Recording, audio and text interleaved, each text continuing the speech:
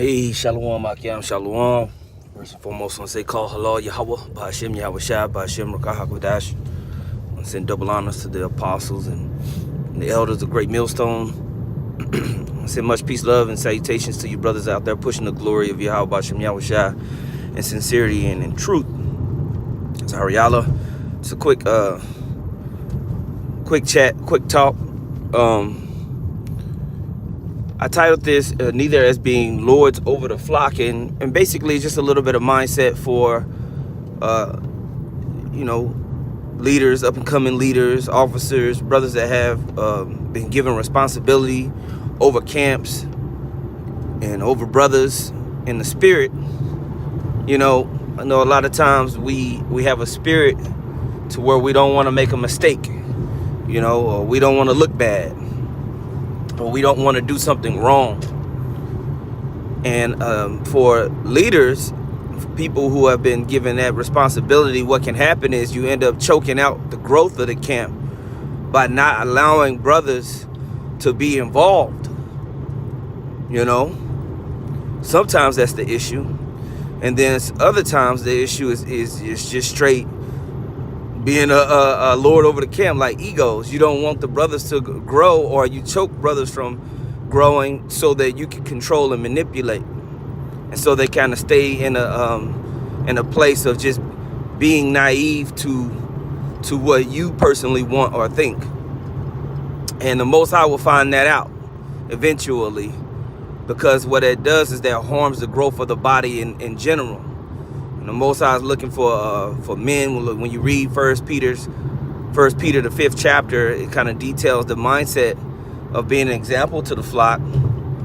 And one part of that is, you show tell do, or tell show do, with the Akim, to where you talk about certain aspects of this truth and ministering and serving. You show them with your example, and then you do it with them. And once you do it with a brother, then you allow that brother to do it himself. You got camps where certain brothers have been in the camp for, a couple years, and they've never taught class. Or they're still just reading, or they haven't even led or opened up a sermon. And when you're doing that, you're handicapping a brother in the spirit. You're quenching a brother's spirit. Over the process of time, brothers should be involved in teaching lessons. If you got a camp full of 6-7 people, but you only the camp head is the only one that teaches class every week. Everybody got to sit around the camp head for 4 years, and no one else is teaching the class. Just by brothers should be coming up in the spirit and should be allowed to get involved and grow. There's certain experiences that are necessary for growth,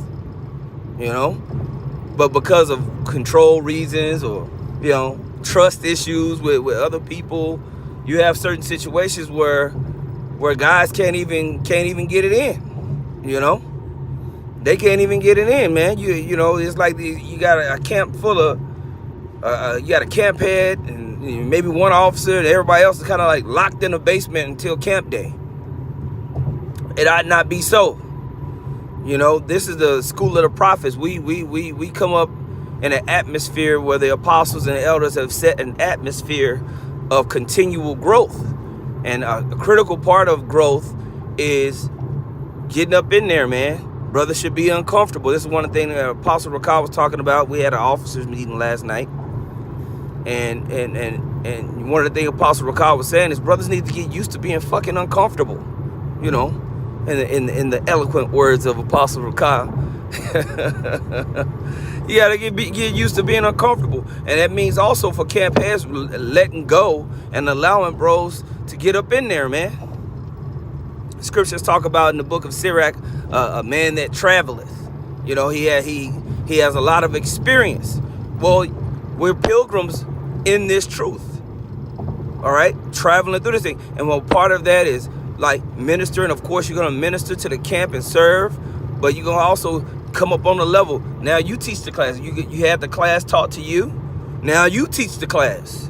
And that's how the camp becomes more attractive, right? Because now the spirit is flowing. So the Most High is going to start to send things toward the camp because brothers are humming in the glory of Yahweh B'Shem Yahushua, man.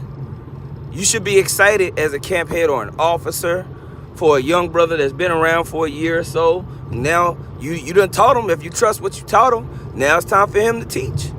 He should be able to break down certain things, basic lessons in a class setting amongst brothers where questions can be asked, even if it's just, 5 or 6 of you brothers.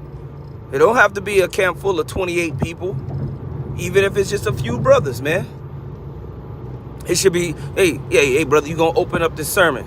We're gonna read. We're gonna read, okay? Let them get them nervous jitters about of them. These brothers coming down. I want this brother. I want you to come with me. You come with me. You meet these brothers over here, okay? We got apostle. He's or a bishop. He's coming into this city. I'm gonna see if I can get the approval for you and you to come with me to meet the apostle, to meet the bishop, sit under his feet for maybe a day, or maybe it might just be an afternoon. Those experiences are critical for growth, mindset, applying the scriptures to your daily life.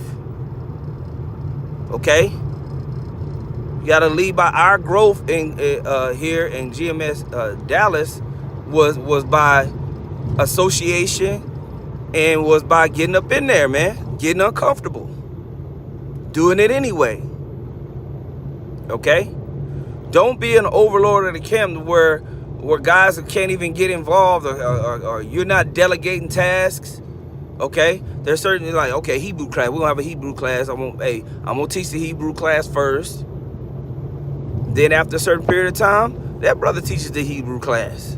Simple things, alphabet, numbers, a prayer.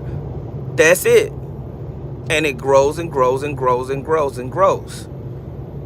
But you have to be intentional as a leader. You have to be intentional if you've been given responsibility of the camp to set the example, set the precedent, and then pass it along. This is about growth.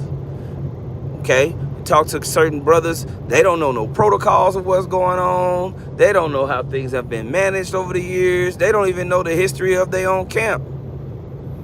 They just hear it and they agree and they believe in Yahweh B'Shem Yahushua and they just show up. But the brothers might be humble, but they just been here. That's it. Like, there needs to be more intentional delegation of knowledge, delegation of action and practice within the camps. These things are important for growth. It's not just about, can you find the James 3 real fast? Or, bros need to be getting up in there. This is the school of the prophets. Okay? We don't have it where, it's just one guy and everybody's staring at the one guy every week. No. There's an expectation of growth in Great Millstone. And a part of that growth is association and participation. Willing participation. Okay? Now, if you got a guy with his hands in his pocket and he don't want to do nothing, that's a red flag. He shouldn't even got in the camp. That's really it's really the leader's fault for crossing them over. But other than that, bros should be hungry to get up in there. Bros should be hungry to teach class and participate and do this and do that and serve the Akyam. They should be hungry to get around leaders and elders to gain experiences if they have the opportunity to. These things are noticeable about people that are serious about the truth, are serious about glorifying Yahweh B'Shem Yahushua out on the earth. Okay? These things are important. So, that just came to mind. We kind of mentioned these things in our officers meeting that we have. And I was like, that's something for camp heads and officers to, in general, think about. And for young brothers that have just crossed over, been in the camps for a period of time, get up in there, man. What you afraid of? Get uncomfortable. Ask. You know what I'm saying? But if you got camp heads, they hide in the camp underneath their wing. Don't want them to meet no one or be around the spirit of the brotherhood. A lot of times that's a red flag towards lording over the camp and control. You know, and there's different circumstances and reasonings towards certain things, but this is just the general mindset that I wanted to put on wax here. So Lord willing, that was edifying, man. Once again, I want to say call halal Yahweh Bahashem Yahweh Shah Bahashem Rakah HaKodash. Double honors to the apostles and elders of Great Millstone. Much peace, love, and salutations to you. I'm out there pushing the word sincerity and truth. Shalom.